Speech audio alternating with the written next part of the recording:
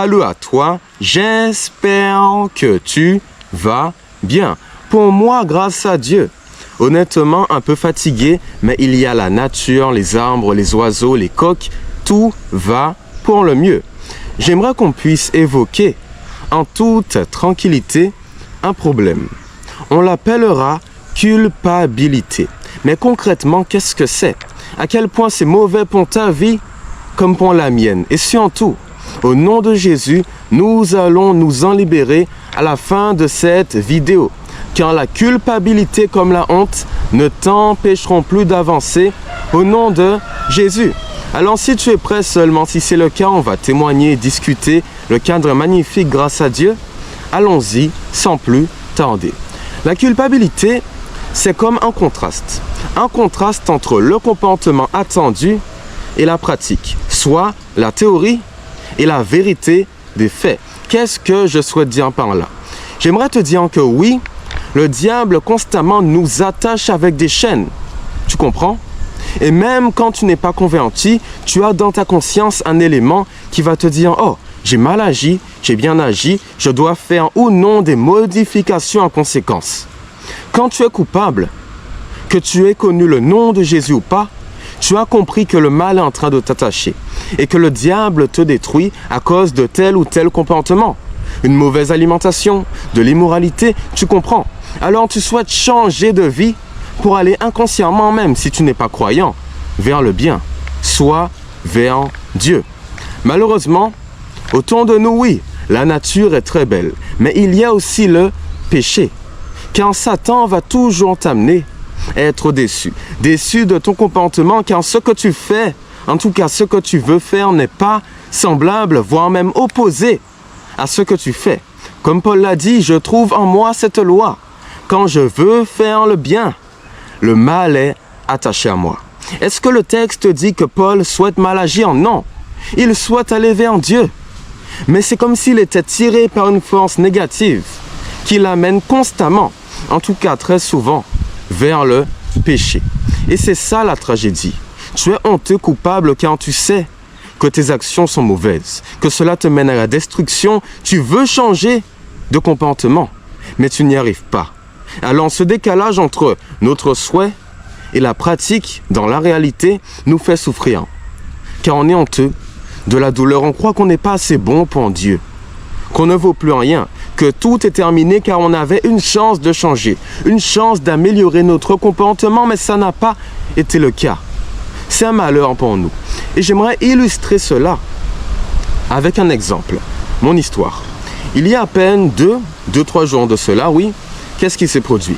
Je me suis levé le matin à 4h25 ou 20 ou 4h30 au lieu de 4h45. Mon souhait était de prier Dieu afin de passer une bonne journée semblable et en accord avec sa parole. Malheureusement, même si cette journée n'a pas été dramatique, mauvaise, j'ai péché. Avec de l'immoralité d'esprit, parfois sexuelle, des mensonges, pas réellement des mensonges, mais comme le fait de vouloir surélever sa personne, un sentiment de supériorité par rapport aux autres, comme d'infériorité, de l'envie, de la critique, des moqueries, du jugement, ce qui ne représente pas l'Éternel.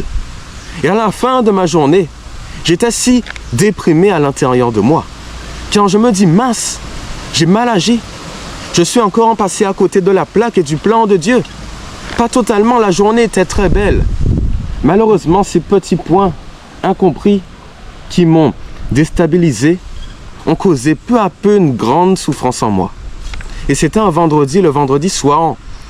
Je suis fatigué de prier, de chanter, de louer, de répéter une vidéo, de partager la parole de Dieu. Et souvent, trop de chrétiens restent enfoncés dans cela. C'est comme un sable mouvant. Tu dois t'en sortir, mais tu as tant de mal à le faire.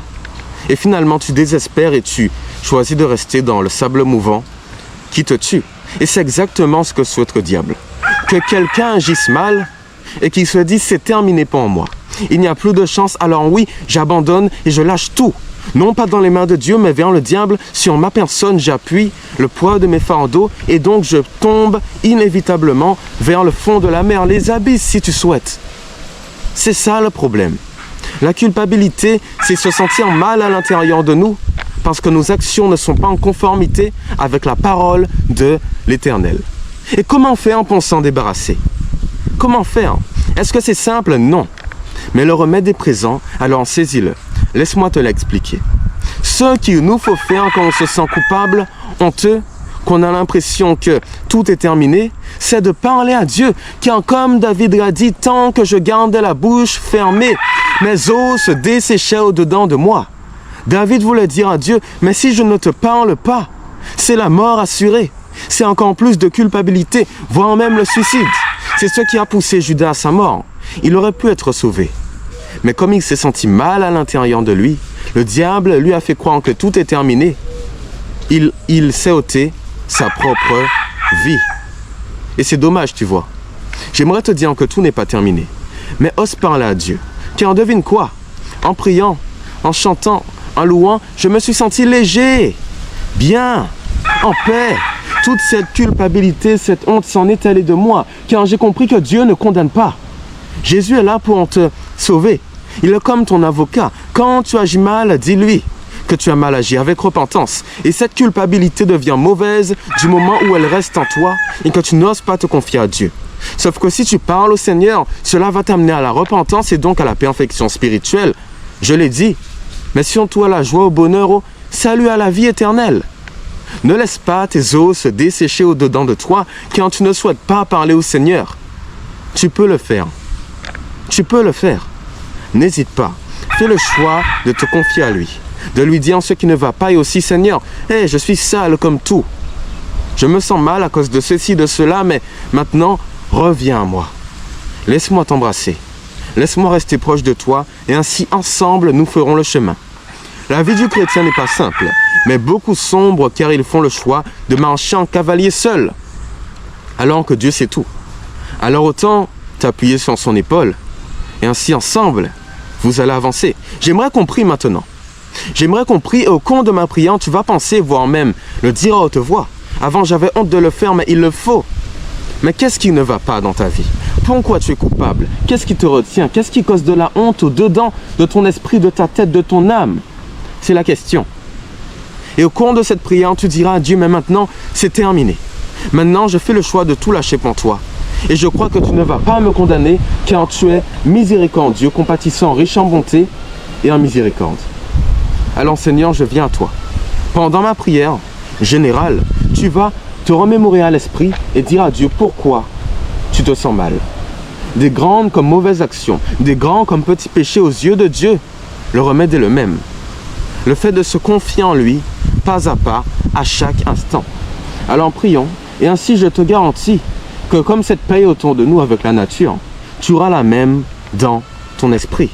Ou comme on le dit affectueusement, dans ton cœur. C'est beau aussi de dire dans son cœur. Prions. Seigneur Jésus, tu nous vois. On est coupable, on est honteux. Personne n'est parfait, mon Dieu. Souvent à l'église, on tente de dire « Oh, mais je suis bien, je suis meilleur que ci, que ça, que lui, que elle. » Mais non. Non. Au fond, il y a des choses qui ne vont pas dans nos vies. Et on doit prendre conscience de cette réalité instantanément, constamment. Parce que si on s'appuie sur une autre personne, on va pécher, disant que c'est terminé, et ainsi on va lâcher la voie de la raison, la voie chrétienne. J'aimerais qu'au cours de ma présentation de cette vidéo, peu importe qui c'est, que cet individu puisse se rappeler pourquoi il a mal agi et en quoi tu es bon pour le pardonner. Pardonne chacun, aide-nous à avancer, car le danger, on l'a vu, ce n'est pas de tomber. C'est de tomber, de se confier sur nous et donc de ne point se relever, ce qui cause notre mort spirituelle, puis physique, mentale, car la culpabilité crée le stress, la déprime, une mauvaise santé mentale, physique, de mauvaises relations sociales. On veut s'en libérer, alors donne-nous la force, le courage de le faire. Nous t'avons prié au nom de Jésus et pour ta gloire. Amen, amen. Alors j'espère que cette vidéo t'a plu, que tu es libre maintenant, que tu t'es confié au Seigneur. Si tu le souhaites, mets cette vidéo sur pause et parle un peu plus à Dieu, ou même à la fin, d'accord? Sinon, passe une bonne journée, soirée, après-midi. Si cela t'a plu, tu pourrais t'abonner, aimer la vidéo, la commenter car tu as des points à dire.